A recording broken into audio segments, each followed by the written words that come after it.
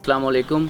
मैं मलिक असगर कराची का सेटलर हूँ और मेरा तो बेसिकली जो मेरा बिज़नेस है अपना वो अल्हम्दुलिल्लाह है। जानवरों को मैंने शौक़ से रखे हुए हैं। इसका मैंने नाम जो है एतमाद मुश्तरका काऊ एंड गोट फार्मिंग और शौक़ की खातर दूसरों को शौक़ को मद्देनज़र रखते हुए ये तमाम मैंने शौक़ तकरीबन दिसंबर 2018 से ये मैंने स्टार्ट लिया हुआ था।